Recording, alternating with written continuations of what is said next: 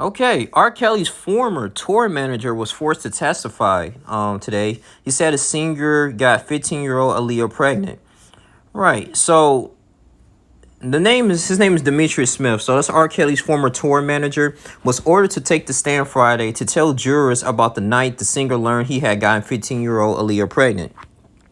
So Smith, he started working with Kelly in the 80s. So when he was performing at the talent shows and subway stations, he tried to assert his Fifth Amendment privilege not to self-incriminate, but was granted immunity from persecution order on Friday to testify against the singer. So Kelly is on trial for a long list of alleged crimes. You know, that the sexual abuse from a 16-year-old. They found semen on the shirt and also two for racketeering.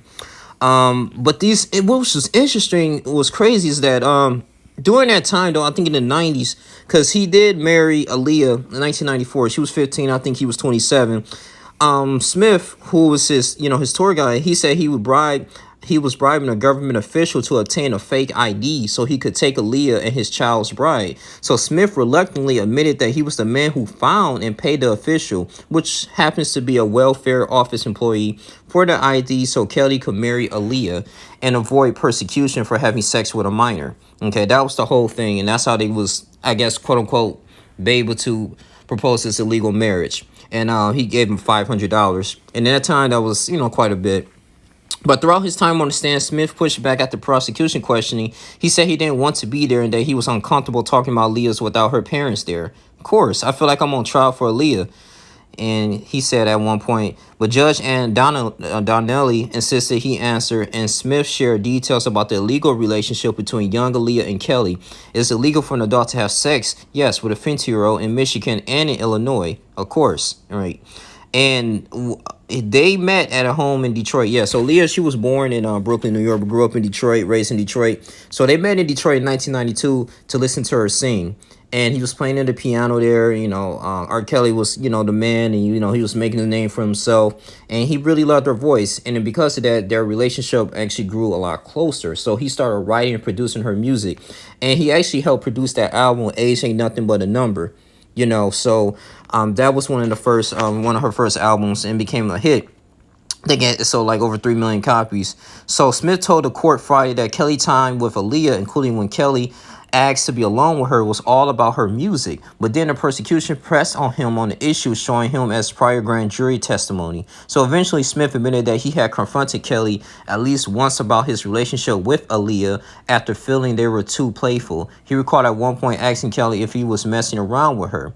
Now Smith said he believed Kelly when he denied that was the case. But then one night in the middle of a performance in Orlando in August of 1994, Kelly made him immediately arrange for travel back to his home in Chicago. All right.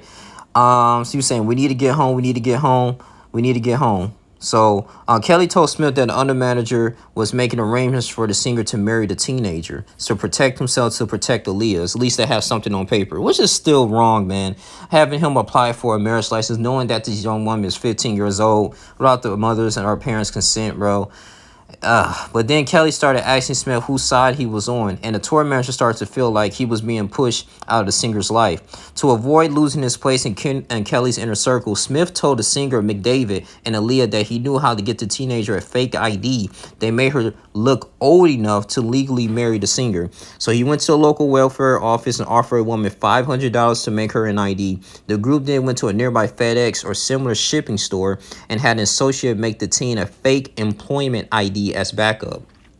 Before Kelly and Aaliyah went to the Cook County clerk's office to apply for a marriage license, the clerk accepted the IDs, and the group went back to a hotel, and that's, they performed. They had a minister have married them, and that's actually, went on.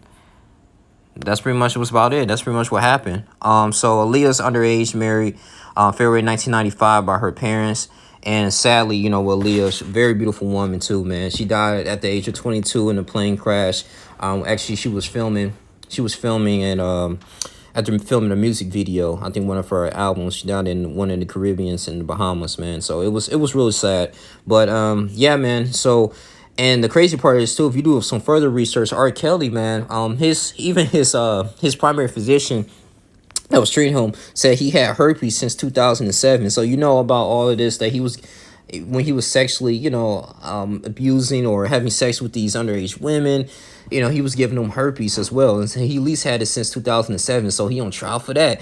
I don't know, man. It's not looking really good for R. Kelly, even though he produced a lot of music. He's, very wealthy, but it's just so much certain multiple of evidence, against him. But I really found that kind of strange. That how did he manage to marry a 15-year-old? And this dude was in his 20s, so his tour manager arranged that, man, and it just went along with it.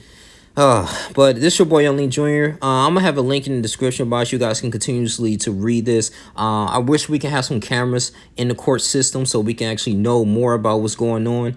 But this is really interesting to follow. So yeah, y'all like, comment, subscribe, share this video. I appreciate you guys, man. I'm out. Deuces.